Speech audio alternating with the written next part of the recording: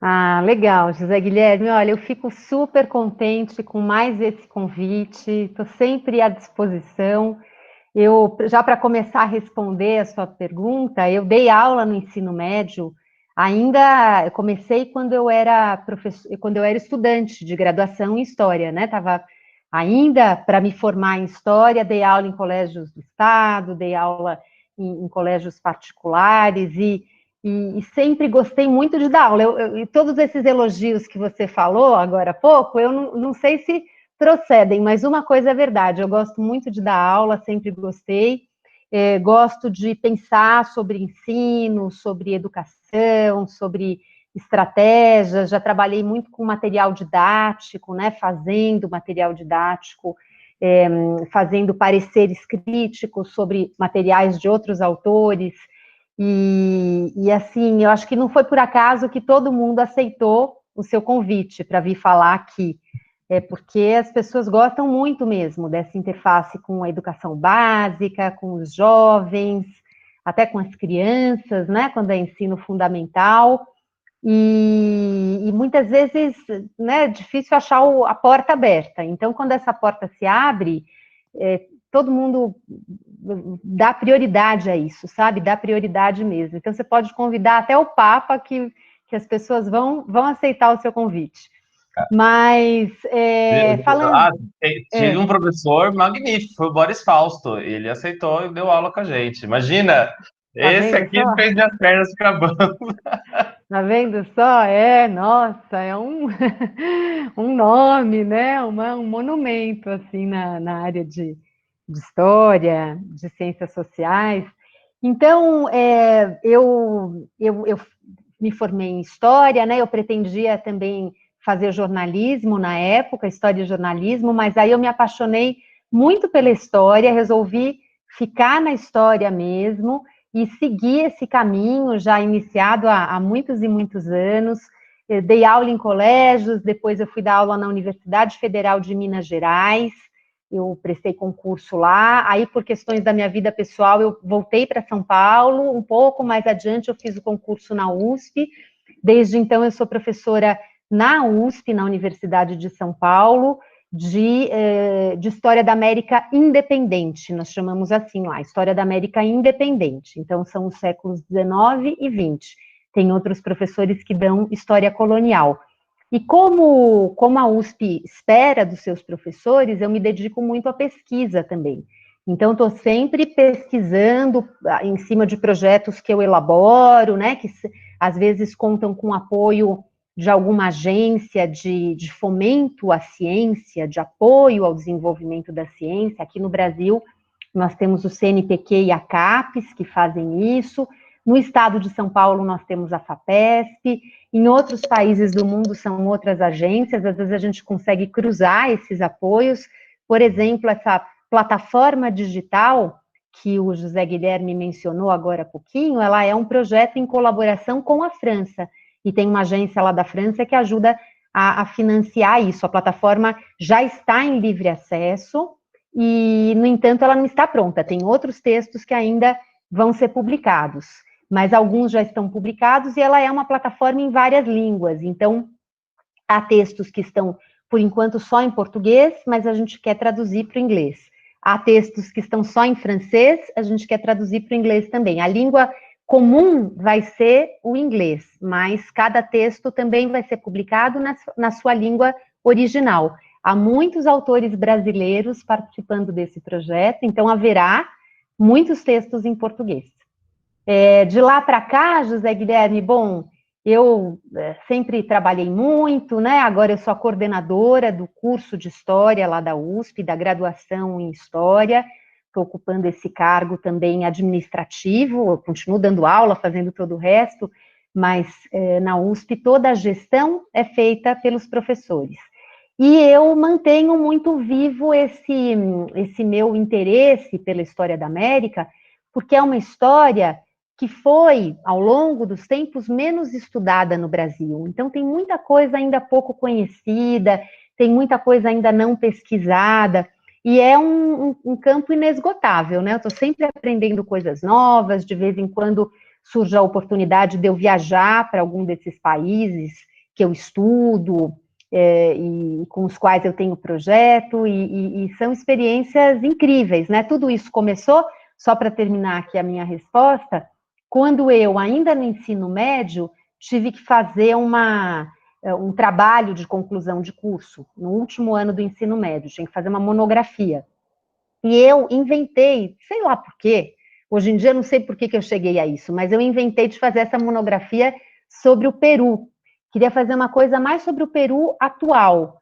E com isso eu organizei com alguns colegas aquela viagem pelo Trem da Morte. Ele era conhecido assim, né? O Trem da Morte, de tão perigoso que ele era. Realmente era uma grande aventura. E nós organizamos aquela viagem, o Trem da Morte, ele saía do Mato Grosso, ia até a Bolívia, até Santa Cruz de la Sierra. De lá nós seguimos por terra, tudo por terra, né? Uma viagem barata, uma viagem assim de muito espírito, assim, de se adaptar a situações, às vezes situações mais duras, né? Mais desconfortáveis. Mas fomos indo, chegamos até Machu Picchu. E foi tão incrível que, quando eu voltei, eu tinha, assim, uma grande curiosidade por estudar mais sobre aquilo que eu tinha visto, né? Muitas coisas eu não conhecia, não tinha referência. Então, aí veio realmente a minha decisão de prestar o vestibular para a História. Tem um filme do Walter Salles chamado Diários de Motocicleta, que é a história do Che Guevara, quando era jovenzinho, estudava medicina na Argentina. O Che Guevara quis fazer uma viagem assim também, pela América do Sul, uma viagem por terra, assim, um esquema mochileiro. E o Walter Salles, o cineasta, fez o filme sobre essa viagem do Che Guevara.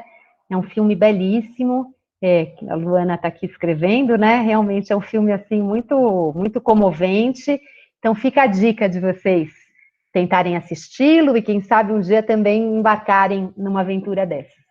E é uma coisa muito curiosa, né, professora? Porque nós somos vizinhos, são nossos vizinhos aqui. Nós temos uma população aqui em São Paulo, oriunda da América Latina, bem grande, e como é um mundo distante, né? Então, tem uma curiosidade aqui com os alunos, né? Que às vezes os alunos conhecem mais da cultura, por exemplo, da Coreia do Sul, por causa da moda do K-pop agora, do que propriamente das nossas da região aqui da América Latina. E isso que é a primeira pergunta que eu ia fazer para a senhora. Quando a gente fala em América Latina, a gente está falando do quê? Então, o que é essa América Latina? Deixei o slide aqui aberto, a senhora pode ir pedindo. A senhora está enxergando bem a minha tela? Estou enxergando bem, estou enxergando bem. Então, o que é América Latina? Eu deixei duas imagens de provocação aqui, tem mais uma terceira, aí você escolhe. Se quiser trocar também para o mapa, é só falar, tá pronto. Pode deixar aí nessa, essa aí tá ótima. Essa escultura, ela fica em frente ao Memorial da América Latina, né, que é um projeto do Niemeyer, em São Paulo, na Barra Funda, e que traz um pouco essa imagem do sangue escorrendo, que é uma imagem que remonta a um livro importante, um livro famoso do Eduardo Galeano, chamado As Veias Abertas da América Latina. E esse livro, As Veias Abertas da América Latina, ele fala de uma América Latina sempre muito sofrida, né? Com uma história muito difícil, uma história de sofrimento, uma história de exploração dos povos latino-americanos, por isso as veias abertas.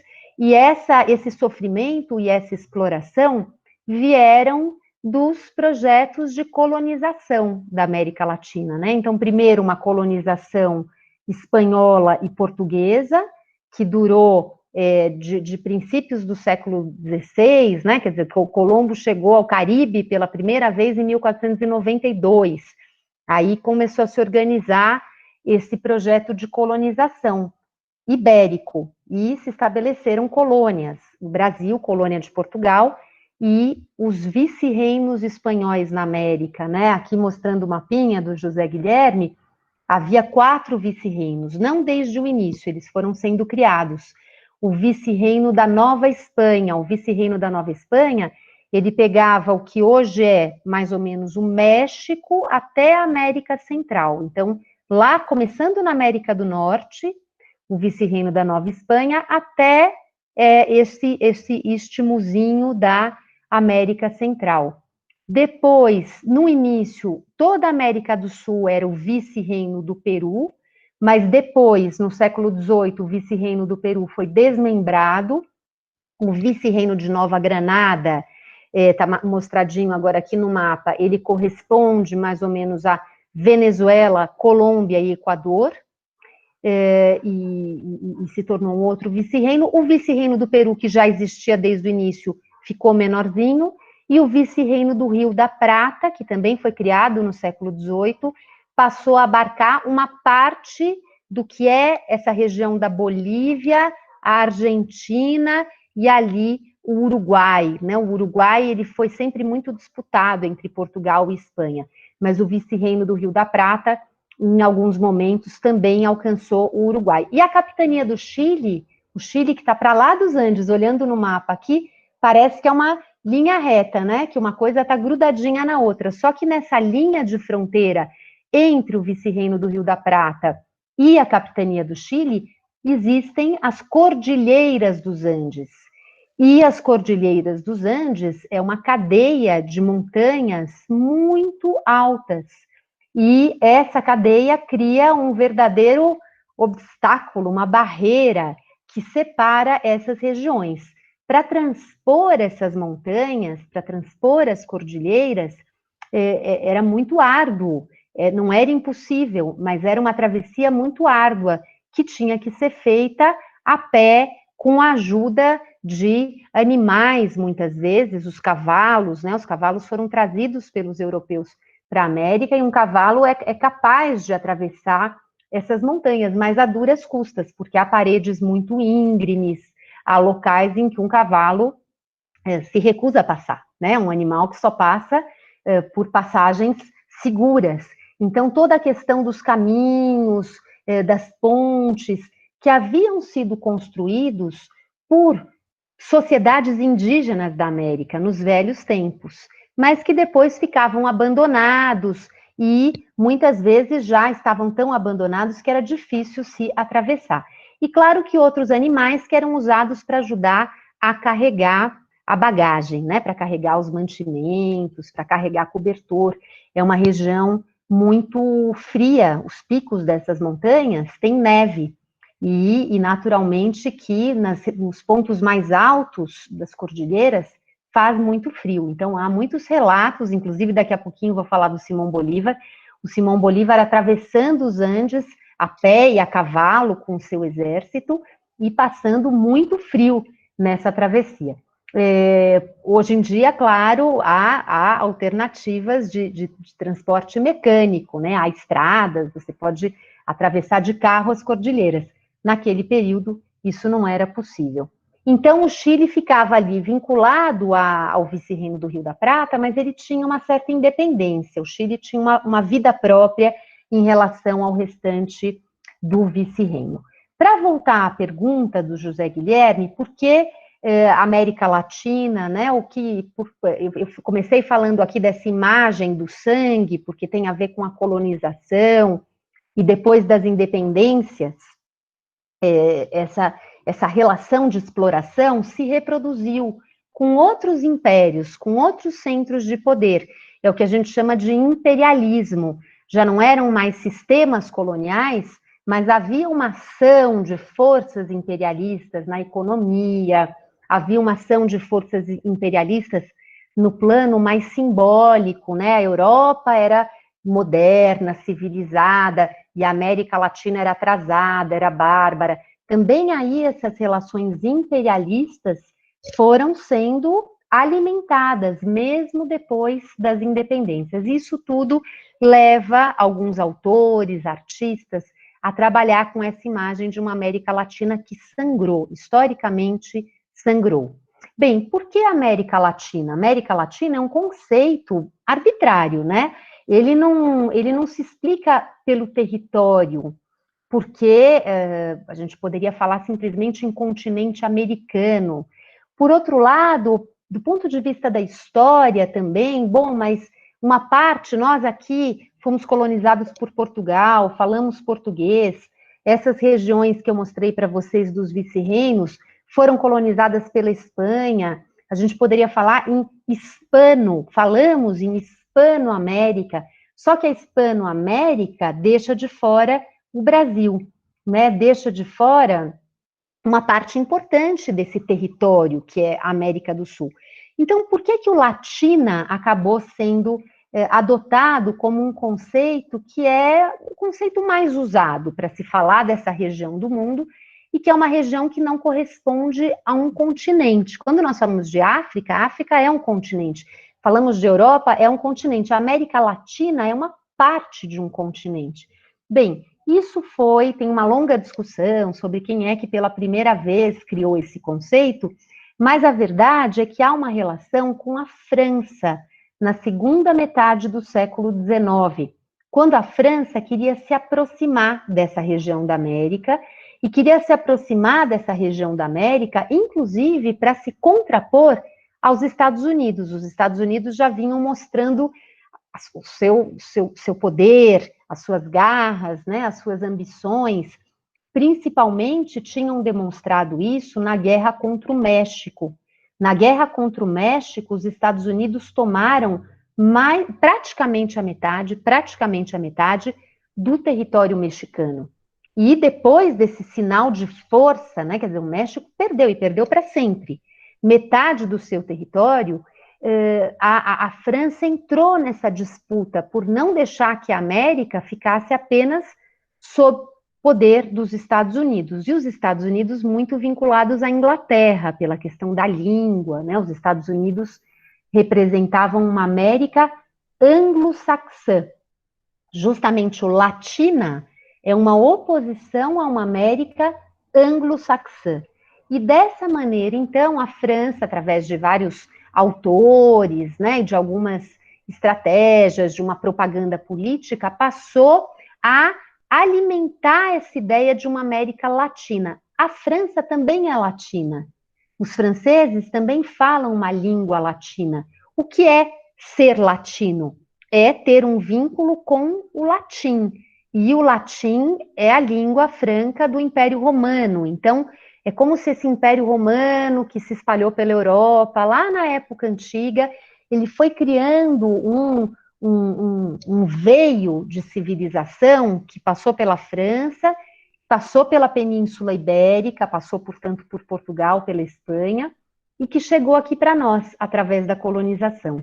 Então, a América Latina era uma maneira, naquele momento, de se mostrar que a França tinha uma história em comum com essa parte da América. E a França tinha alguns planos que não deram certo. A França chegou, por exemplo, a invadir o México, a tentar dominar o México, mas não deu certo. Rapidamente ela foi repelida.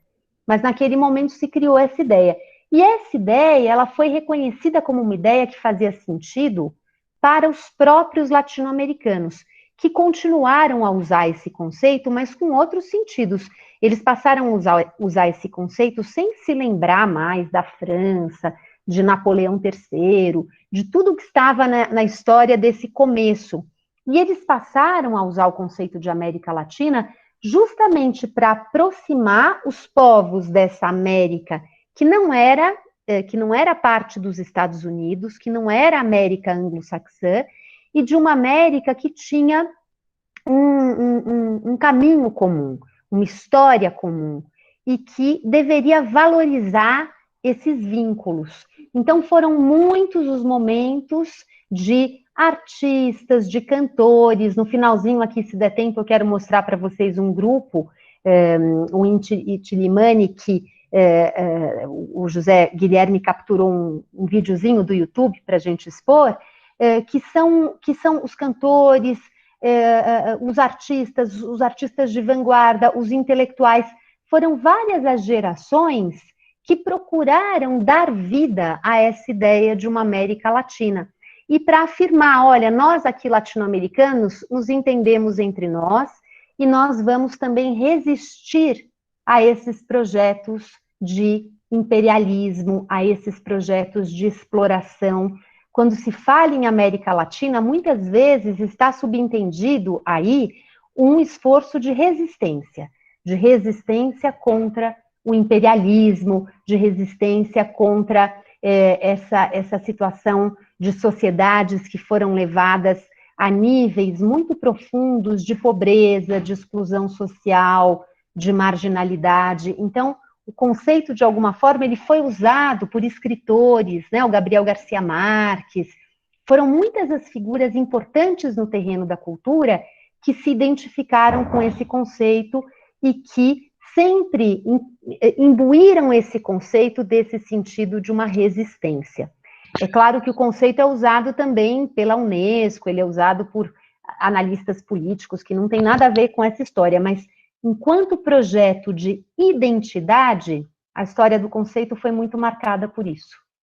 E é bem curioso, né? Porque eu até perguntei assim para eles no chat, respondam aí se vocês se sentem latino-americanos, né? Porque no fundo a América Latina tem a ver com a pergunta, como a professora disse, de identidade, quem sou eu?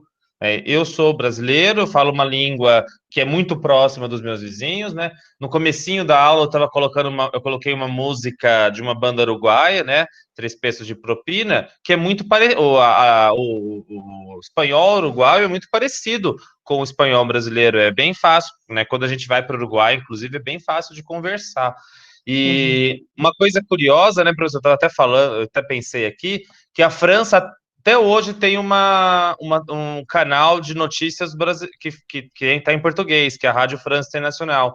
E os Estados Unidos não, né? Os Estados Unidos, ele não tem um jornal em português. Uma coisa bem curiosa isso. Ó, alguns alunos estão falando, ó, é estranho pensar que a gente é latino-americano, é bem diferente.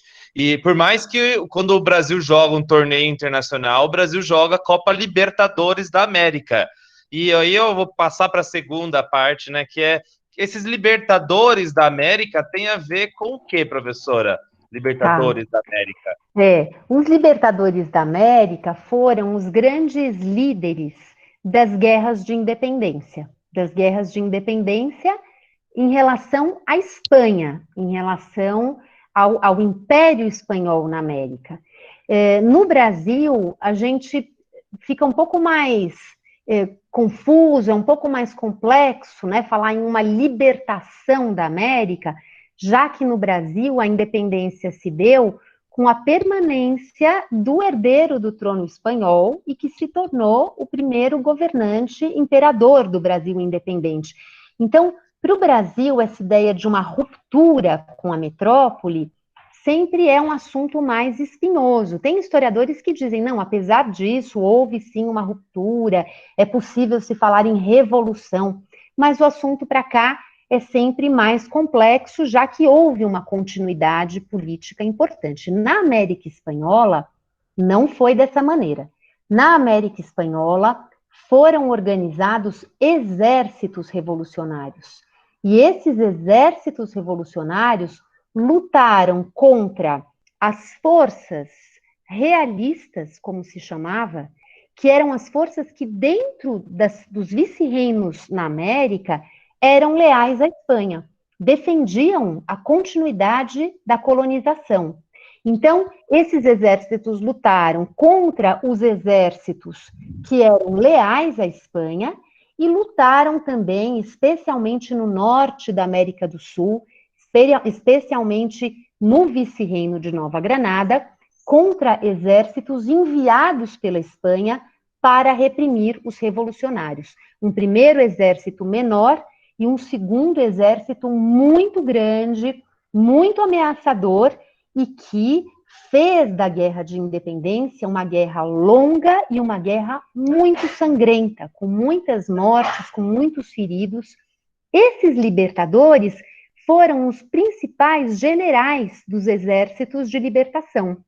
No caso do vice-reino de Nova Granada, Simão Bolívar. Bolívar é o mais conhecido de todos, né?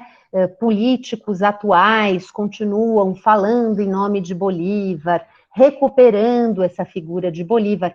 E o San Martín, José de San Martín, que o José Guilherme projetou aqui na tela, foi o grande general que lutou pela emancipação do vice-reino do Rio da Prata. Ele lutou a partir de Buenos Aires. Buenos Aires era a capital do vice-reino do Rio da Prata, ele tinha um apoio logístico e político em Buenos Aires e saiu de lá para que o seu exército pudesse ir libertando o território, ele precisou avançar. Tanto é que ele avançou em direção a Mendoza, que é uma cidade da Argentina já nos Andes, né, na encosta dos Andes, e depois de alguns anos ele atravessou os Andes até um momento heróico. Quem é estudante de colégio na Argentina ou no Chile conhece de cor esse momento conhecido como o Paso de los Andes. O Paso de los Andes é esse momento em que o exército de San Martín atravessa a Cordilheira dos Andes, os índios ajudando o exército a encontrar o caminho certo para não chegar a precipícios, para encontrar passagens mais seguras, e com isso ele chegou ao Chile e ajudou a libertar o Chile. Depois de... Oi. Posso mostrar uma curiosidade rapidinho? Porque a senhora falou da escola, então tem um negócio para lhe mostrar, não sei se a senhora conhece, que é sobre escola. Olhem isso daqui. De los Andes. Que demais.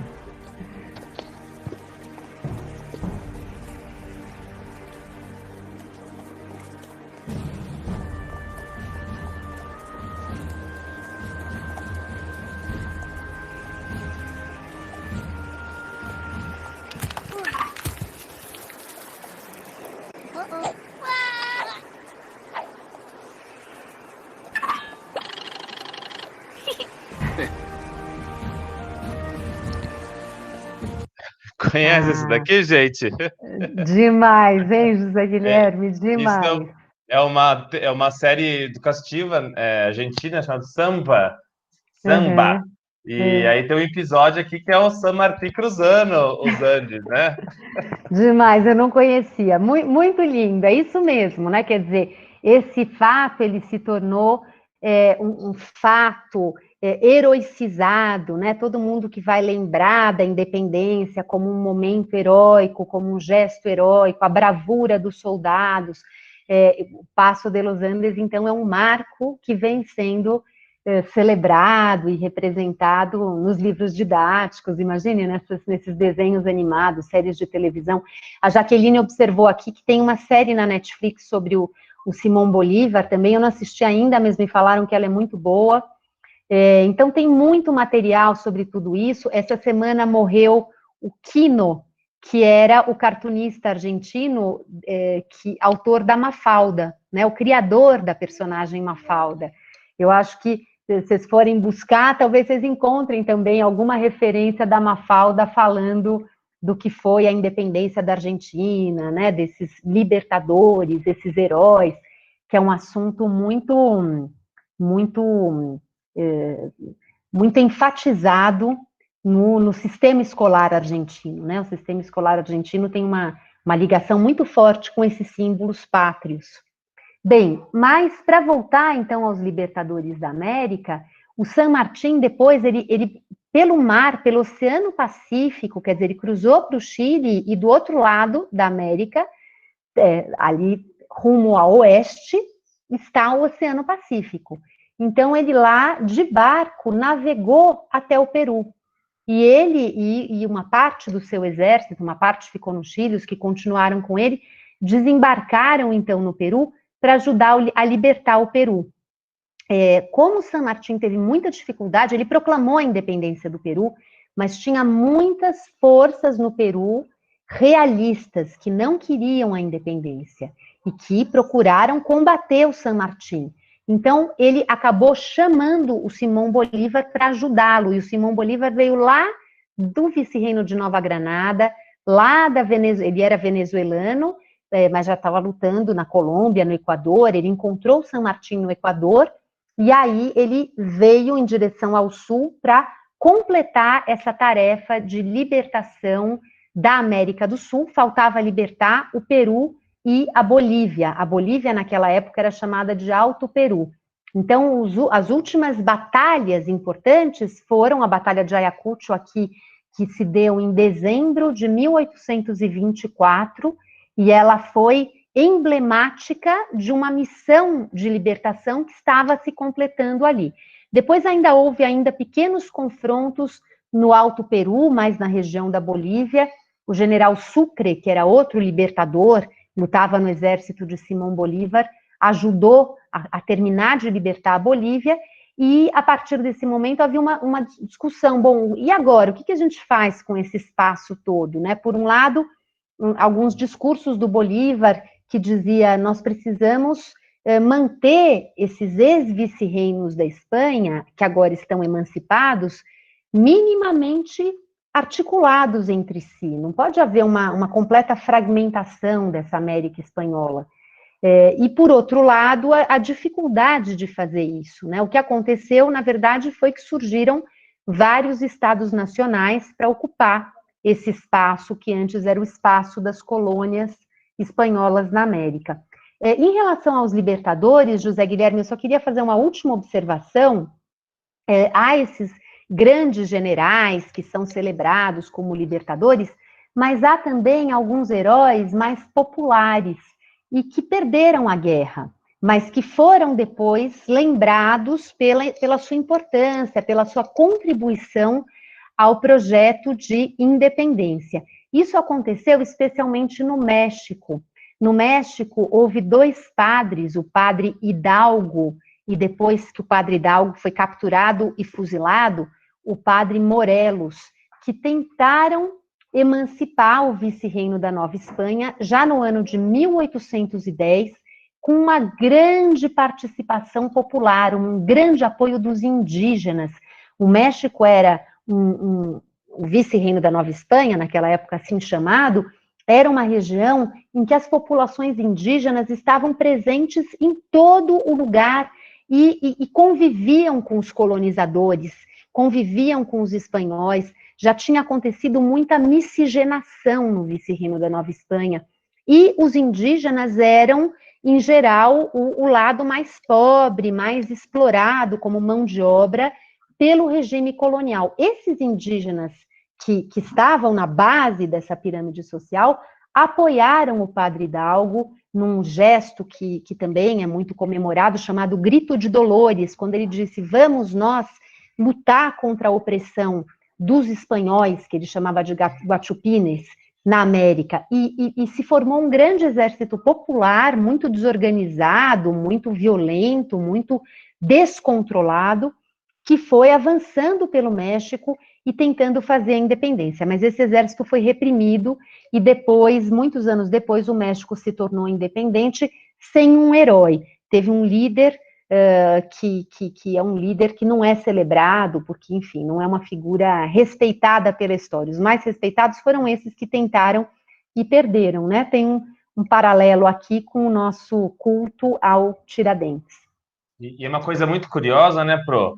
Que, em primeiro lugar, esses países, eles se fragmentaram, então teve uma tentativa de uma união, de criar, principalmente no norte, com a Grande Colômbia, mas houve uma fragmentação, e teve uma enorme diferença em relação ao Brasil. Então, se vocês perceberam, nós vamos ter, o professor Luiz Felipe de Alencar vai falar semana que vem, que o Brasil teve uma guerra de independência, mas ela foi bem circunscrita, ela foi bem menor.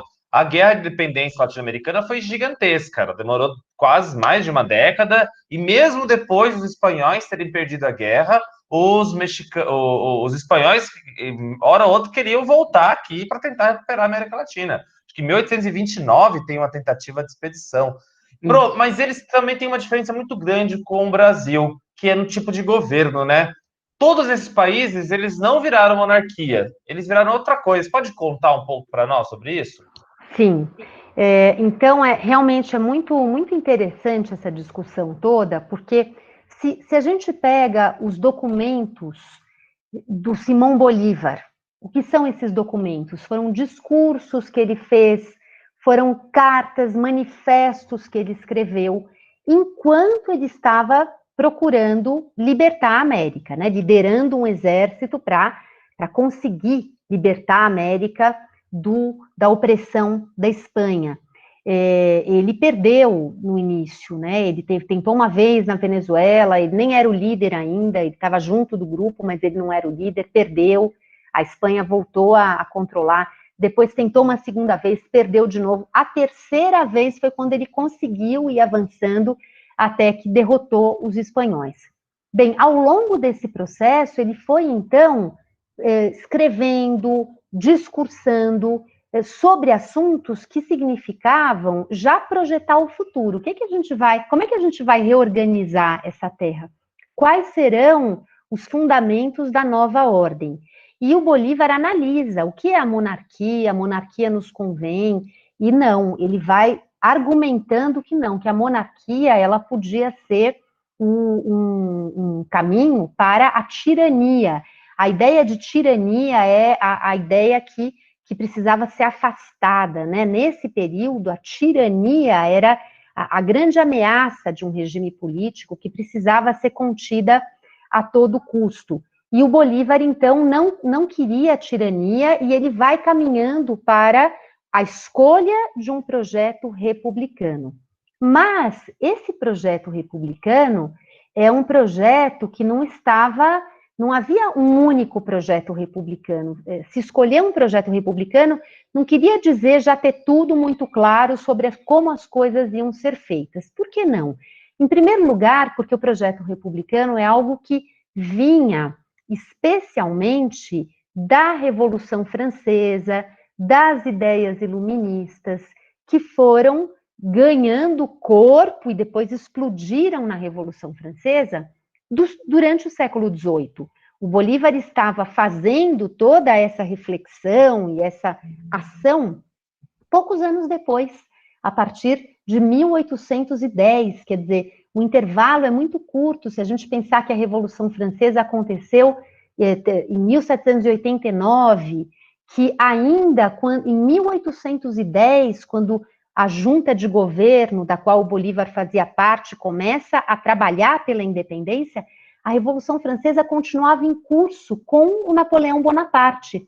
Napoleão tinha invadido a Espanha, as tropas de Napoleão. Por isso até é que surgiu uma oportunidade histórica para a América lutar pela sua independência, porque a Espanha estava dominada pelos franceses, e o rei francês estava ali tirado de cena. O rei espanhol tinha sido tirado de cena pelo exército francês. Então, com tudo isso, a ideia de república, de soberania popular, todos aqueles teóricos iluministas que tinham escrito os seus textos não fazia muito tempo, esses textos eram lidos na América também, mas eles não concordavam entre eles, um dizia não, a soberania é do povo, o outro dizia não, aí haveria um risco de anarquia. Se por um lado os homens dessa época temiam a tirania, por outro lado eles temiam a anarquia. A anarquia era a desordem, a ausência de governo, e com isso eles então também pensaram em soluções dentro do projeto republicano para limitar a participação popular. Qual era o argumento do Bolívar? E se vocês forem ler esses documentos que se pode ler, né, eles estão traduzidos para o português, foram editados, tem na internet, é fácil encontrar esses documentos, o Bolívar vai lá dizendo, o povo que vive nos vice-reinos hispano-americanos não está preparado para a política. É um povo que esteve acostumado a servir o colonizador. Ele foi dominado e se tornou servil, ele só obedecia a ordem, ele não tinha autonomia. Um povo servil não está em condições de agir com discernimento, com responsabilidade no plano político. Portanto, Bolívar pensava, vamos instituir uma república, mas impedindo a participação popular, até que o povo estivesse pronto a desempenhar esse papel. De que maneira o povo se tornaria pronto para desempenhar esse papel? Através da educação. Então, o Bolívar sublinha muito que era importante se educar esse povo para torná-lo apto a participar da vida política. Bom, tendo essa preocupação, o Bolívar criou mecanismos realmente na prática para limitar essa participação popular. Diversos mecanismos, né? A questão de quem podia votar, não era para todo mundo, o voto não era um sufrágio universal. Quem podia se candidatar. Uma vez eleito esse candidato, como é que ele exerceria o poder? Então, há um momento em que o Bolívar propõe os senadores terão um mandato vitalício, eles vão ser eleitos e vão ser senadores até a velhice. E com isso, ele criava realmente alguns núcleos de poder que não estavam abertos ao debate, ao revezamento, né? Portanto, há uma avaliação crítica da sociedade civil que pudesse dizer, não, esse senador não deve continuar nesse cargo, porque ele não nos representa. Essa ideia de representação ainda era muito limitada, porque havia mecanismos para proteger essas esferas de poder da participação popular. Ou seja, só uma pergunta, professora, a América Latina fica independente, vira um regime republicano, mas ela não vira democrática, na ideia que a gente tem hoje de a população poder participar, de ter todos os homens e mulheres poderem votar. Mais ou menos isso, né? Sim, havia claro que a democracia não estava completamente ausente desse sistema republicano, porque o sistema republicano era baseado no voto, né? Ele era baseado na eleição. Então, algum nível de participação democrática havia, mas, sem dúvida alguma, era muito diferente do que nós entendemos por democracia hoje. Por exemplo, as mulheres não tinham nem de longe o direito de votar, né? Então, essa ideia de democracia, ela ainda era muito limitadinha, e, no entanto, havia eleições, havia uma discussão sobre quem eram os eleitores, quem podia se cadastrar como eleitor para, na hora H, poder ir lá e selar o seu voto, mas tudo isso era muito mais limitado. Por outro lado, José Guilherme, só quero fazer uma rápida observação aqui, não vou me estender. Hoje, os historiadores se perguntam muito, bom, quer dizer que a República, na América Espanhola do século XIX, na Argentina, no México, no Peru, na Colômbia, na Bolívia, era uma república de mentirinha? Não havia participação popular nesses estados nacionais que estavam sendo construídos? Hoje, os historiadores procuram identificar outras formas de participação política do povo que não se davam simplesmente pelas urnas, pelo voto, que se davam de outras maneiras, inclusive através da violência. Havia muito essa figura do caudilho, que eram grandes lideranças rurais, que tinham uma importância política, e que tinham em torno de si um grupo grande de pessoas comuns, né, de pessoas do povo, que o seguiam, que lutavam por ele, que pegavam em armas quando necessário. Por muito tempo, essa figura do caudilho e dos seus seguidores foi vista como o avesso da República. Hoje, muitos historiadores vêm procurando mostrar que não, que também isso representava alguma forma de participação política, ainda que não aquelas formas clássicas, então, do cidadão letrado, que foi para a escola, que aprendeu a ler, a escrever, que lia jornal, que era informado, que vai lá na hora H e sela o seu voto. Na América Espanhola do século XIX, isso tudo era muito mais irregular, era muito mais diversificado. Ainda assim, esses outros mecanismos faziam parte do funcionamento desses regimes republicanos, mas por caminhos muito diferentes do que é a democracia que nós defendemos hoje. Então, uma palavra que acho que é importante a gente gravar, porque ela vai sempre aparecer nas aulas de história, que é o termo caudilho, né? Tanto é que aqui no Brasil a gente vai usar para falar de lideranças rurais. Então, a América Latina, ela desenvolveu uma coisa curiosa, que nós tivemos grandes líderes com um apoio mais ou menos popular. Então, no México, nós tivemos líderes que geralmente eram generais. na Argentina, na Bolívia, e muitas vezes existiam muitos golpes de Estado nesses países, né? Ou seja, você tinha um presidente e esse presidente era derrubado, né? Por exemplo, um presidente que o Brasil ajudou a derrubar, né? Foi este daqui. Me voy a presentar, yo soy Juan Manuel de Rosas, vengo a organizar de la Confederación, soy el dueño y señor, no me llamen el tirano, sino el restaurador. A los imperios extranjeros yo les digo no, unitarios y Montevideo les digo, allá voy, mi proyecto federal solo quiere pacificar, y al que no le guste va a pasarla mal. ¡Viva el... Ah, demais, demais.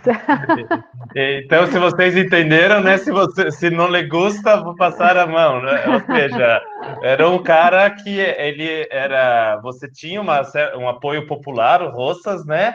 Mas ele estava longe de ser aquela figura democrática, era uma situação bem mais complicada. Então, durante muito tempo, a gente pode falar que a América Latina ficou instável. É certo falar isso, professora? Sim, é certo falar isso, mas o Rosas, por exemplo, que foi... os inimigos do Rosas, que eram os liberais, cunharam muito essa imagem do Rosas como um tirano. E isso passou para a história e para a forma de se narrar essa história, né? O Rosas como um tirano. Hoje, os historiadores mostram que o Rosas também se dizia republicano, mas a república da qual ele falava não era a república dos jacobinos, a república da Revolução Francesa. Ele falava de uma república espelhada em Roma Antiga. Também houve república na antiguidade. Então, é muito interessante porque hoje o Rosas, enfim, ele está sendo, de alguma forma, reabilitado para se mostrar que, apesar de ser um inimigo dos liberais, de detestar as ideias ilustradas, ele detestava tudo isso, mas que ele também ajudou a manter o território da Argentina unido, ele impediu a desintegração desse território, que ele tinha um projeto para o país, que ele avançou para realizar esse projeto, enfim, que essa instabilidade, ela é uma instabilidade, mas vejam que não é simplesmente um caos, uma bagunça, porque muita gente fala da América Latina como se tudo se tratasse de uma grande bagunça, né, de um grande caos.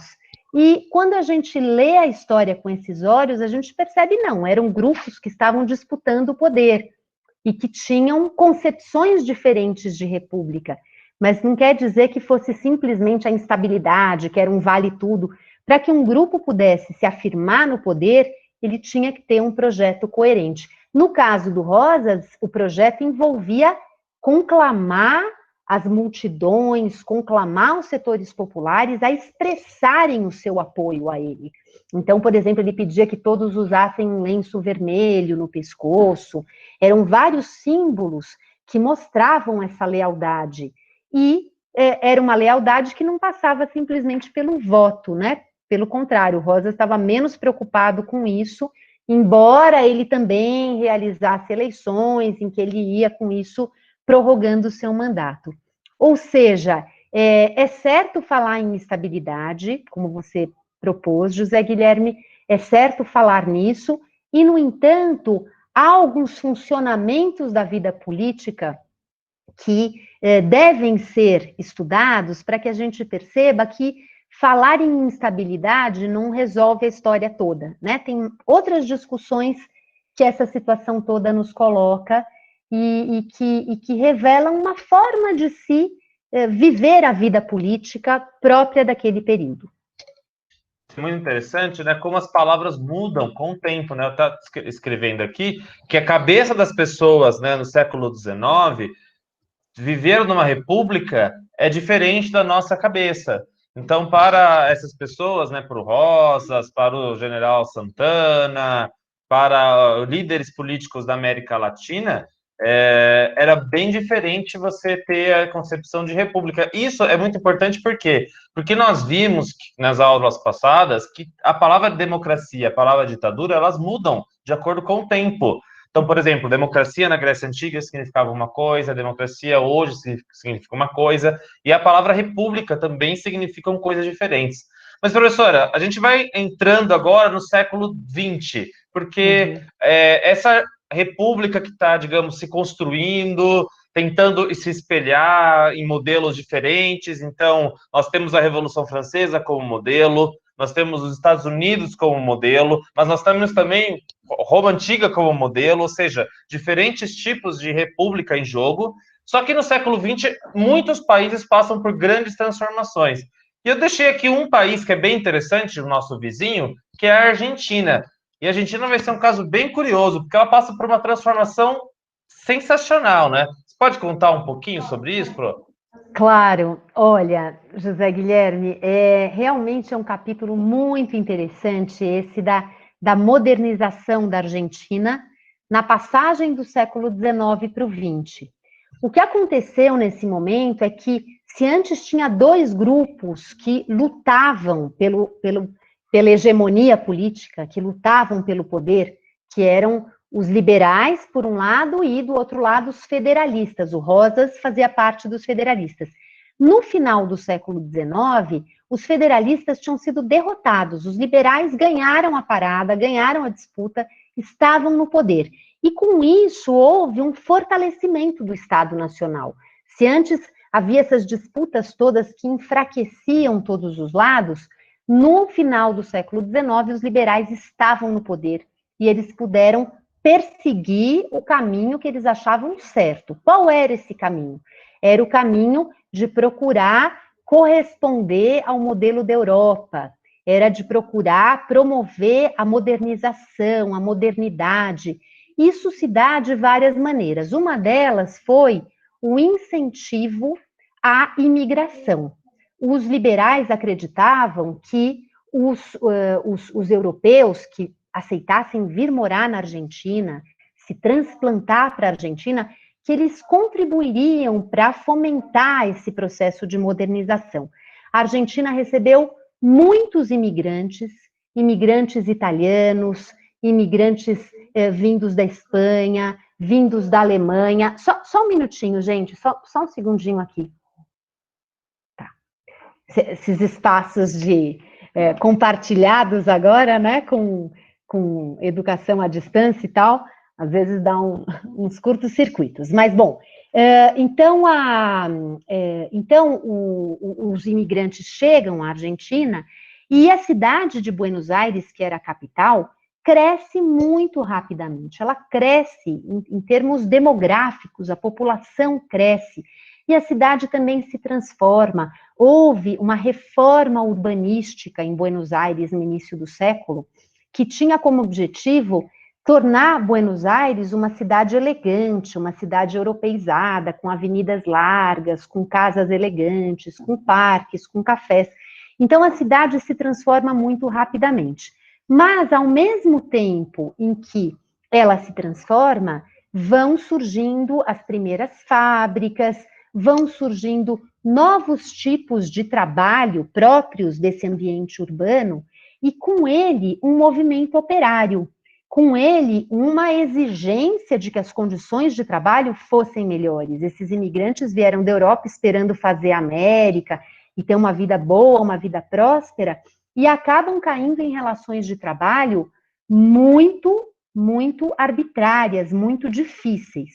Com isso, vão se organizando os primeiros sindicatos, vão se organizando os partidos de esquerda, e essa modernidade tão linda, quando a gente olha as fotografias, né, de uma bela cidade, ela também trazia muitos conflitos e muitas tensões.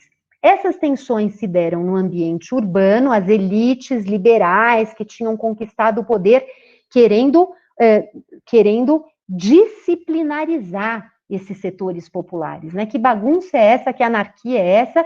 Então, o Estado cria instrumentos para botar as coisas nos seus trilhos, né? Não podia haver manifestações, contestação, e algumas medidas duras são tomadas nesse sentido. E, por outro lado, essa modernização toda dependia de transformações na economia. Quais foram as principais transformações que permitiram à Argentina se tornar mais rica e, com isso, investir em reformas na cidade, em reformas no porto, em reformas na ferrovia, né? A estrada de ferro se espalhando pelo país. As principais transformações foram uma expansão da produção agrícola e da produção pecuária. Daí é que vinha a riqueza da Argentina. E essa expansão significou o confronto em relação às populações que ocupavam essa zona rural, esse campo, e principalmente as populações indígenas. Então, no final do século XIX, esses indígenas que viviam especialmente no sul do território argentino vão sendo confrontados pelo Estado argentino de uma maneira muito violenta, de uma maneira que se chamou a conquista do deserto. Esse sul da Argentina era chamado de deserto.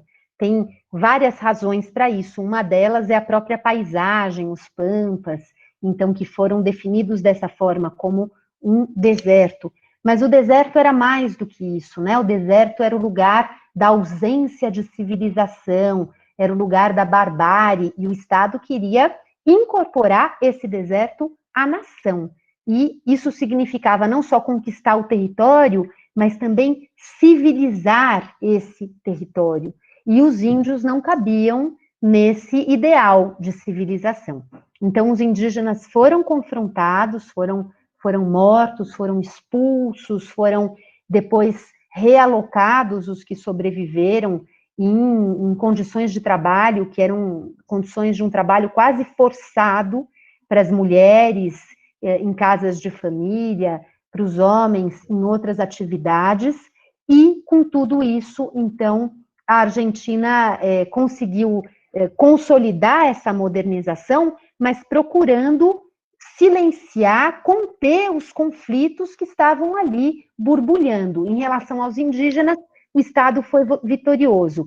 Em relação aos trabalhadores, a história não terminou por aí. Bro, só para, então, antes de a senhora adicionar, deixar uma coisa bem curiosa, né, que traçando para o presente, olha como é cruel isso, né? O governo argentino que propunha modernizar o país, transformar o país numa pequena Europa, eles até falavam isso, que a região da Argentina seria uma mini Europa, e eles chamavam a população dos índios, a região onde havia índios na Argentina, de deserto. Olha isso, ou seja, não tem ninguém lá. Isso é uma grande mentira. Havia populações que viviam há muitos anos. E foi uma guerra absurdamente sangrenta, gente. Então, olha como essa contradição. Ao mesmo tempo que você está lá produzindo comida, ganhando muito dinheiro, quem conhece Buenos Aires, se vocês um dia forem para Buenos Aires, a cidade parece uma cidade europeia. O dinheiro dessa cidade, da região central, veio da produção agrícola. E a produção agrícola veio a partir de sangue indígena, veio a partir de estraçalhamento das populações indígenas. Ao mesmo tempo, né, só fazer um outro comentário, que esses imigrantes, muitos deles eram muito pobres, e tem um bairro lá em Buenos Aires que ficou muito conhecido pela chegada desses imigrantes, que é a La Boca, né, professora? Então, ao mesmo tempo que a Argentina era muito rica, essa riqueza era muito desigual, porque você imagina assim, antes era fazendeiro brigando para governar, agora você tem uma população gigantesca morando em bairros periféricos, trabalhando em fábricas, essa população quer direitos, ela não quer, mas o cara tá ganhando dinheiro e fazendo prédio bonito, tá, mas e eu? É legal, é interessante pensar como um país se desenvolve e os problemas desse país também se desenvolvem. Isso mesmo, José Guilherme. E depois, eu vou falar antes um pouquinho do México, né? Mas só lembrar que esses trabalhadores que estão aí nesses bairros periféricos e que não estão se vendo muito reconhecidos pelo Estado argentino, naquela época, né, no início do século XX, esse processo todo de modernização, e eles se sentindo pouco reconhecidos e incorporados a essa democracia que vai, aos poucos, ganhar corpo, né? A partir de 1916, mudam as regras das eleições lá na Argentina e chega ao poder um partido que se dizia representante da democracia, mas mesmo assim esses trabalhadores estão se sentindo um pouco à margem. Tudo isso depois vai servir de base para o peronismo, né? Depois eu sei que a gente vai falar um pouquinho do peronismo. Mas antes de falar disso, acho que valeria a pena lembrar do que aconteceu no México, mais ou menos nesses anos, em relação aos indígenas, né? Eu vi que teve gente aqui que escreveu sobre como é interessante essa parte dos indígenas. Na Argentina, os indígenas viviam em territórios bem demarcados. Claro que havia indígenas que tinham se miscigenado, que viviam nas fazendas, que viviam nas cidades, mas as comunidades, as chamadas confederações indígenas, elas estavam em um território muito bem demarcado. E para o Estado foi possível, então, também combater esses territórios, né? Estava tudo lá. Contra quem que é essa guerra? Ficava muito claro. A guerra é contra esse outro, que está para lá da fronteira, que está no deserto. No México, isso não era possível se fazer, porque no México, o indígena estava em todos os lugares da sociedade, ele atravessava a sociedade, ele estava nas relações de trabalho, ele estava, inclusive, nas instâncias de poder, indígenas que se miscigenaram, que tiveram acesso à educação e que assumiram cargos de poder. Um dos mais importantes presidentes do México no século XIX foi o Benito Juárez, que era um indígena, nasceu aí o Benito Juárez, vocês podem ver pelas feições, um indígena nascido no estado de Oaxaca, no sul do México, falava um outro idioma que não era espanhol, que era um idioma, isso na sua infância, um idioma indígena, o zapoteco.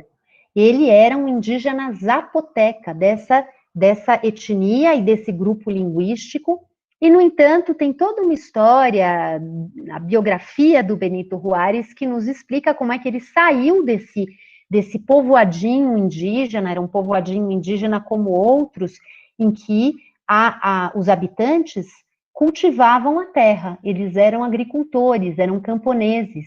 E o Benito Juárez, quando menino, não ia para a escola, ele ia ajudar a família, ele ficou órfão de pai e de mãe muito cedo, mas ele ia ajudar o seu tio na faina agrícola, no trabalho agrícola.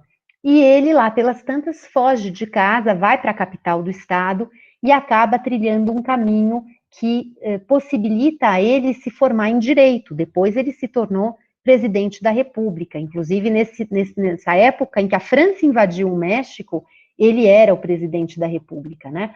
Então, no México, os indígenas estavam realmente atravessando a sociedade. E o Estado, como lidar com isso? Não poderia ser através de uma política de genocídio, uma política de etnocídio, como foi na Argentina. E as relações foram todas muito mais sutis com esse mundo de uma maioria populacional indígena. Os indígenas eles compunham boa parte da população no México, mas eram relações tensas ainda assim. Isso tudo veio à tona em um grande movimento político no México do século XX, no início do século XX, conhecido como a Revolução Mexicana. Nesse período, o México também estava se modernizando, também a cidade do México tinha crescido muito, era uma cidade elegante, era uma cidade com bairros muito bonitos, com uma grande avenida que atravessava a cidade, e ao longo dessa avenida havia monumentos que celebravam os heróis da pátria. Enfim, o México também já havia se consolidado como Estado nacional. Isso não se deu logo depois da independência, né? Isso levou muitas décadas para acontecer, e também, nesse momento, os liberais tinham derrotado seus inimigos. O Benito Juárez fazia parte do grupo dos liberais. E também os liberais no México eram favoráveis à modernização. Mas os indígenas eles eram muito afetados por esse processo de modernização. Entre outras coisas, no que dizia respeito à terra, à posse da terra. Os indígenas no México há muito eram agricultores, e a modernização expulsava muitos deles da sua própria terra, né? A terra da comunidade, a terra do pueblo. Foi assim que a Revolução Mexicana veio à tona, não como um movimento camponês num primeiro momento, foi um movimento convocado pelas elites que eram inimigas do presidente naquele momento, isso no ano de 1910, quando tudo começa. Esse presidente, detestado por muitos naquele momento, se chamava Porfírio Dias. O Porfírio Dias já tinha se tornado um ditador, ele estava havia muitos e muitos anos no poder. E um grupo da elite, que já não tolerava mais a permanência de Porfírio Dias no poder, convoca uma revolução. Só que os camponeses aderem à revolução, eles aproveitam essa conclamação para também se levantar. E eles apoiam o líder dessa revolução, que era o Francisco Madero, mas um pouco depois o Francisco Madero conseguiu depor o Porfírio Dias, conseguiu acabar com a ditadura de Porfírio Dias, e ele fala para os seus aliados, olha, a revolução termina por aqui, nós já conseguimos o que nós queríamos. E os camponeses dizem, não, nós não conseguimos o que nós queríamos. O que nós queremos não está resolvido ainda. E o que nós queremos é, principalmente, a segurança de preservar as nossas terras. Os camponeses, que então não aceitam o fim da revolução e continuam agindo de uma forma revolucionária, pegando em armas e lutando, foram liderados especialmente pelo Emiliano Zapata, que está aqui nessa fotografia. O Emiliano Zapata era também ele um indígena que tinha sido criado em um pueblo de índios, em uma comunidade onde os indígenas eram camponeses, eram agricultores. Ele próprio vinha de uma família um pouco mais privilegiada no seio dessa comunidade, ele comercializava cavalos, ele era um comerciante de cavalos. E a família dele tinha tido alguma educação rudimentar, eles sabiam ler, eles sabiam escrever, tinham algumas ferramentas. Ele, com essas ferramentas, se torna uma grande liderança do seu próprio pueblo, que era o pueblo de Anenecuilco, no México. Muitos desses nomes, claro, eles se conservam nas suas línguas originais, que são línguas indígenas, né? O espanhol era a língua do conquistador, e os indígenas foram aprendendo o espanhol, e especialmente nesse período de um Estado Nacional forte, que começou a investir na escola pública, aí eles tinham que aprender o espanhol. Mas muitos desses nomes são ainda nomes que vêm das línguas indígenas. O Emiliano Zapata, portanto, ele se transforma num grande líder desse exército camponês. E o exército camponês luta na Revolução Mexicana. A história da Revolução Mexicana é bastante confusa, porque são vários momentos, né? Aí o Porfírio Dias já tinha partido para o exílio, já tinha sido derrotado, mas surge uma outra figura leal ao Porfírio Dias, que daí os camponeses vão combater, uma parte das elites volta a se aliar aos camponeses para combater essa figura, mas quando todos aqueles que representavam o Porfírio Dias, as forças do Porfírio Dias, já não mais representavam uma ameaça, quando eles estavam realmente derrotados, aí os grupos que participaram da Revolução começam a lutar entre si. E os camponeses são reprimidos.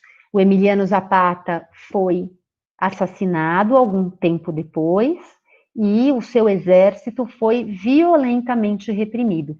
A Revolução Mexicana foi vitoriosa, o Porfírio Dias foi deposto, e da Revolução Mexicana nasceu um Estado mexicano novo, muito diferente do que era até então.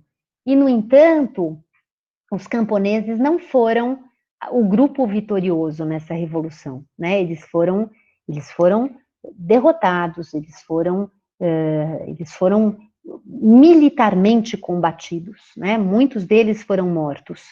Ainda assim, no estado que emergiu depois da revolução, foram feitas concessões aos camponeses. Era como se os camponeses já não pudessem mais ser ignorados, né? Veja, tem uma força política, social, que já não pode ser simplesmente ignorada. Uma das concessões feitas aos camponeses foi a reforma agrária, uma grande reforma agrária, grande, no México dos anos 30. Com isso, José Guilherme, só para concluir, quer dizer, essa questão da democracia no México, a gente não pode dizer que tudo isso caminhou para uma democracia, mas certamente caminhou para um maior reconhecimento dos setores populares na vida política. Então, olha que interessante, uma pergunta que a gente vai se fazer na semana que vem é a situação do México, uma situação diferente da Argentina, há uma revolução que é uma coisa curiosa, que ela começa um pouco antes, mas ela é paralela à Revolução Russa, né? Uma parte da Revolução se dá ao mesmo tempo que a Revolução Russa, e a Revolução Mexicana, que gera a reforma agrária no México, a gente pode perguntar, o Brasil teve uma revolução? É uma pergunta que eu lembro que a professora tinha feito lá na aula em 2012, se no Brasil teve uma revolução. Vocês acham que no Brasil teve uma revolução? Um movimento popular que exigiu mudança, pegou em armas? Pensem nisso, porque nós não vamos responder isso agora. Eu só tenho que controlar o tempo aqui um pouquinho, Pro. E aí eu vou pedir para a senhora comentar uma segunda coisa que acontece na América Latina, que é um evento muito interessante, é uma coisa bem curiosa. A gente está com... falar de América Latina dá um desgosto falar em uma aula só, dá me aperta no coração. E que eu vou mostrar uma outra tentativa de resolver os problemas da América Latina. Então, a gente viu na Argentina, nós vemos no México, e aí na Argentina teve uma coisa que, de certa forma, aconteceu no Brasil também, que foi isso daqui. Então, vamos dar uma olhada. Eu quero que vocês comentem o que vocês estão vendo nesse discurso. Opa!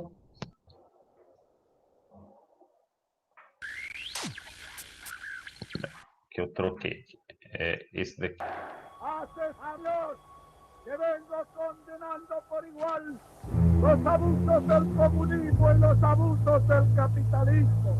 A medida que ellos avanzan en sus luchas con sus mismos errores, el hombre del mundo se va dando cuenta que ninguno de los dos traerá la solución ni la paz que la humanidad anhela.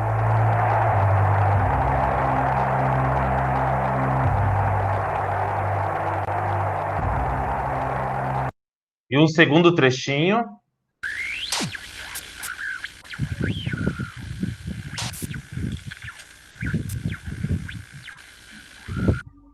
Lo que acaba de decir esta tarde, que yo no terminaré ni entregándole un día de pagarle para agradecerle lo bueno que siempre fue y es conmigo. Nada lo que tengo, nada lo que soy, ni nada lo que pienso es mío, es lo que doy. Yo no le diré la mentira acostumbrada. Yo no le diré que no la merezco. Então, duas figuras, assim, importantíssimas na história da Argentina, né, Pro? Comente um pouco o que é isso. Muito legais esses vídeos, viu, José Guilherme? Muito mesmo. Como eu vinha dizendo, essas tensões que a modernização vai criando e esses trabalhadores que no início se diziam comunistas, anarquistas, faziam greves, mas foram duramente reprimidos, né? Houve momentos, uma semana trágica na história da Argentina, foi um verdadeiro banho de sangue com esses trabalhadores muito engajados. O Perón, quando ele vai surgindo na cena política, ele identifica que haveria uma outra forma de não ignorar, porque já não era possível se ignorar esses trabalhadores no momento de grandes cidades, as pessoas estavam ali, elas pressionavam, mas era possível se dialogar com esses setores, portanto, não mais ignorá-los, mas também não permitir um confronto entre o proletariado, né, os trabalhadores, e as elites e o Estado, que esse caminho era um caminho que podia ser evitado. E de que maneira se podia evitar isso? O Perón começa, ele assume um cargo de ministro nos anos da Segunda Guerra Mundial, na década de 1940, e quando termina esse governo do qual ele fez parte, ele já era um homem muito popular, com muito prestígio, com muito carisma, com muito apoio, especialmente dos trabalhadores. Ele, então, se candidata à presidência da República e vence as eleições. Ele vence as eleições em 1945, em 46, ele assume o poder, inicia o seu governo como presidente eleito. E, no entanto, o que ele faz? Ele traz o apoio dos trabalhadores para si, para sua figura, e ele se dizia, então, essa figura que era um protetor, que era um pai. Muitos vão chamar isso de um governo populista, né? Quando a figura, o homem, se sobrepõe às instituições, né? O vínculo dos trabalhadores não era com o Estado, mas era com ele, Perón, que ia ao encontro para proteger, para escutar, para entender as angústias desses setores. E isso tudo passava também por um amplo uso da propaganda política, estratégias de propaganda política para se criar esse vínculo. Esse tipo de comício público foi uma estratégia muito usada pelo Perón, né? Ele ia falar diretamente aos seus apoiadores, falava de uma maneira muito envolvente, muito convincente. O público vinha realmente à loucura para expressar a sua adesão, para expressar o seu entusiasmo. E essa propaganda era feita também por outros canais, por exemplo, pela rádio.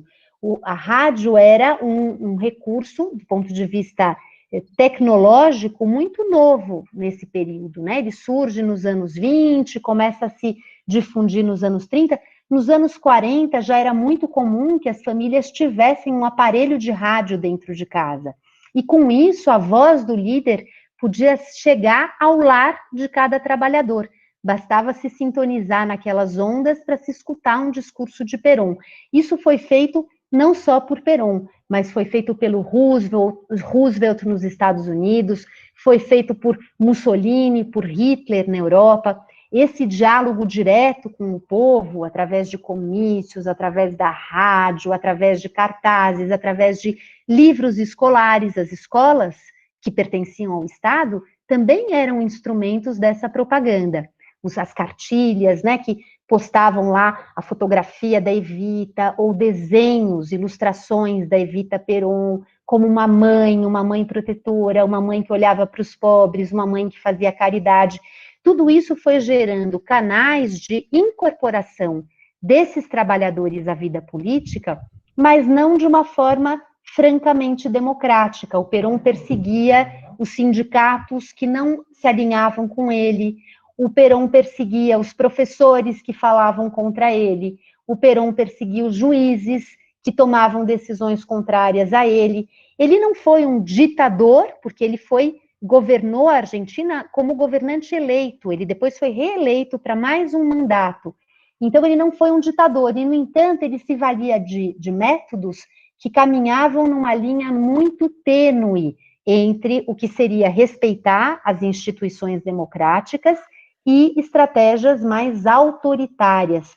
Essa linha era muito tênue. E a propaganda política, conclamar esses trabalhadores a manifestarem em praça pública o seu apoio ao seu líder, isso tudo foi também reproduzindo saídas, soluções políticas autoritárias que foram muito próprias desses anos e que, em alguns lugares, acabaram resultando em uma verdadeira violência, em regimes que almejavam ser totalitários, que almejavam controlar as mentes, os corpos, os espíritos, como foi o caso do nazismo. Peronismo não é nazismo, é outra coisa, mas muitas dessas estratégias se reproduziram aqui. No final das contas, José Guilherme Perón foi derrubado do poder por setores das elites que consideravam que ele não respeitava a democracia,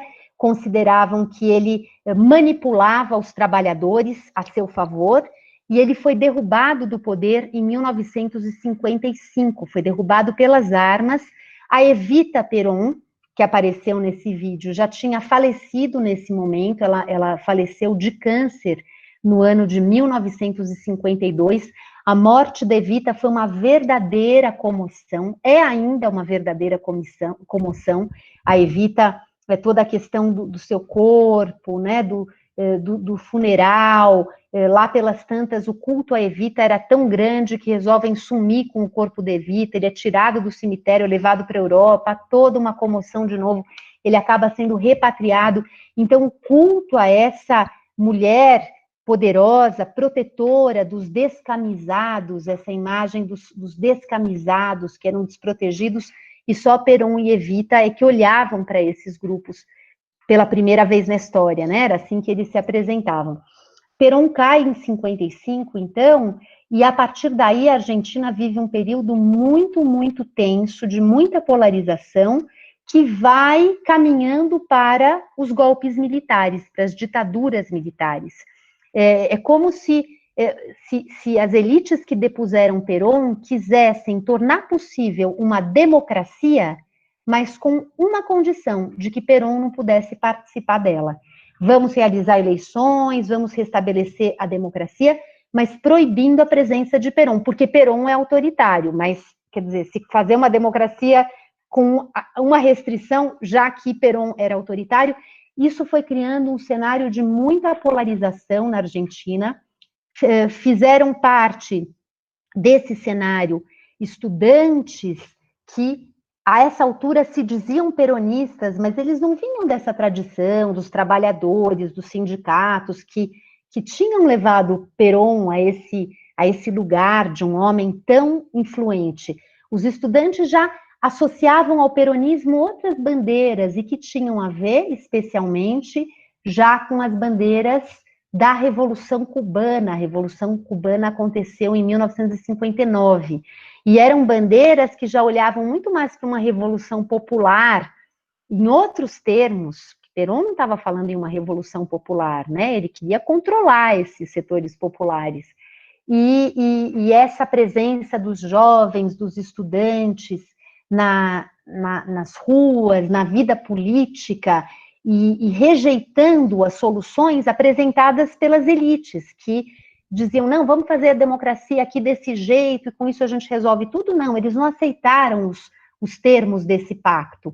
E como eles se radicalizaram, defendendo, em parte, algumas fileiras desse movimento defendiam abertamente a Revolução Cubana, isso se tornou uma ameaça para aquelas elites que queriam manter a ordem e que queriam a todo custo evitar uma revolução comunista.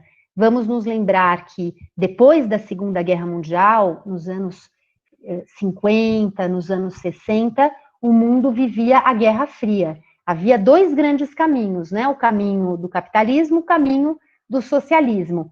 E na Argentina, esses estudantes inconformados começaram a criar um fantasma de uma revolução socialista, que a Argentina pudesse passar para o lado de lá, como Cuba havia passado. E isso esteve por trás de dois grandes golpes militares que aconteceram no país, um deles em 66, o outro em 76. O próprio Perón, paradoxalmente, né, uma história complexa essa, que tinha ficado no exílio, lá na Espanha por muitos anos, retorna à Argentina e acaba abrindo caminho para o golpe militar de 1976. Ele morre antes disso, morre de doença, mas ele acaba abrindo caminho para esse golpe militar de 76, ou seja, quando ele volta à Argentina, ele volta com a sua faceta mais autoritária, repressora, e sem aceitar um movimento popular que transbordasse a sua autoridade, né? Que assumisse projetos, um vocabulário que ele já não controlava mais. Quando ele percebe isso, o que ele quer fazer? Ele quer restabelecer a ordem a qualquer custo. E a ordem que foi restabelecida pelo caminho do golpe militar e da ditadura foi uma ordem que é a mais profunda antítese da democracia, que foi um regime militar profundamente violento, que resolveu as suas diferenças com a oposição, com essas forças populares que queriam se fazer presente na vida política nos seus próprios termos, com realmente com a repressão que significou assassinatos em massa e que significou o uso da tortura também em massa, né? Aquilo que a gente chama hoje de um genocídio. Então, a gente está chegando no fim da nossa aula. Dá muita ansiedade, porque a gente sabe que cada tema desse vira um assunto magnífico, mas a ideia mesmo foi fazer uma provocação para os alunos. Eu acho que quase todos os assuntos, pelas perguntas aqui, vocês já tinham ouvido falar? Vocês já tinham ouvido falar de personagens como Perón, caudilismo, modernização de Buenos Aires, Revolução Mexicana, coisas, independência da América Latina, Bolívar, tudo isso, os alunos, a Giovana é uma aluna extremamente inteligente, no terceiro ano do ensino médio, e nunca ouviu falar. Então, hoje a aula mesmo, a gente sabe que a ideia não é ensinar tudo sobre esse conteúdo, é mais provocar mesmo os alunos a irem, igual quando a professora conta que foi lá fazer um trabalho no ensino médio, e aí conheceu o Peru, e aí se apaixonou pela América Latina.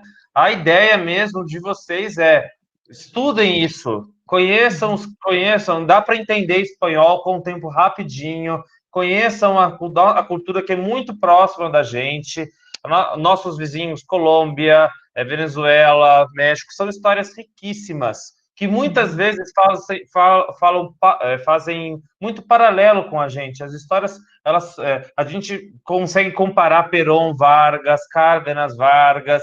Os problemas da reforma agrária do México é o mesmo problema que vai acontecer no Brasil nos anos 60. As músicas, os cantores brasileiros vão cantar com os músicos argentinos, chilenos. Então é uma história apaixonante, gente. Por favor, conheçam. E, queria terminar essa aula, deixa um recado para os alunos aí, eles que vão prestar vestibular, deixa um último recado. Eu só vou te fazer uma coisinha, eu não quero passar música correndo, então vou na próxima aula começar a música, tá bom? A música do El Pueblo Unido, então na próxima aula eu começo com essa música para a gente ver com mais calma. Dá uma última mensagem para os alunos. Perfeito, José Guilherme. Olha, eu acho que eu queria deixar para esses alunos e alunas do ensino médio uma mensagem no sentido de que a democracia, que é o tema da nossa aula, no final das contas, é um projeto que vem lá do século XVIII, no século XIX ele vai sendo experimentado, né, ainda muito timidamente, não só timidamente aqui na própria Europa, ainda muito timidamente, com muitas reviravoltas, com muita tensão, mas no século XX, a democracia vai se colocando como um horizonte mesmo, né, do caminho a ser perseguido, e nós continuamos diante desse horizonte no século XXI. Nós continuamos caminhando e aspirando caminhar nessa direção. Mas o que eu queria colocar aqui como uma mensagem final é de que esse caminho não é um caminho tão claro assim e tão resolvido assim. Ele, historicamente, vem sendo o tempo todo tensionado e novos ajustes, e novas negociações, e novas possibilidades. Construir a democracia significa estar disposto ao tempo todo refletir sobre, mas e isso? Isso está dentro do campo democrático? Não está? O que continuam sendo contradições não resolvidas por essa democracia que está aí? A democracia não permite que a gente se acomode, nem do ponto de vista da reflexão, nem do ponto de vista da nossa participação como cidadãos. É um exercício permanente e um exercício ao longo do qual a gente vai definindo e redefinindo também as formas de se viver em uma democracia. Muito obrigado mesmo. Obrigado pelo seu convite, pelo aceitar o convite. Espero agora com as aulas online, né? numa próxima oportunidade, a gente dá um jeito de fazer com os alunos presencial e a senhora online, porque eu sei que às vezes é muito difícil. Um dia, eu vou contar assim, eu estava conversando com a professora ia para um seminário internacional de história na Hungria, lembra, professora? Não. A professora ou seja, a professora, ela é muito tarefada, então a gente sabe que às vezes não dá para transplantar as pessoas super legais para a aula, mas fica o convite, a nossa escola é muito pertinha, fica do lado do metrô na Rosa, e os alunos adoraram a aula, estão comentando aqui. E até mais, até semana que vem, pessoal. Professora, muito obrigado novamente. Falarei do Luiz Felipe da senhora, Tá ok? bom. Teremos um aluno de América, teremos uma outra aula de América Latina, com um cara chamado Matias Pinto. Ele tem um podcast chamado Xadrez Verbal, e ele teve aula com a senhora, inclusive. Oba, que bacana, que legal. E teremos Obrigada uma aula só sobre ditaduras para frente daí. Excelente. Obrigada pelo convite, José Guilherme, e conte sempre comigo, mesmo presencialmente. Sempre que der para encaixar, eu vou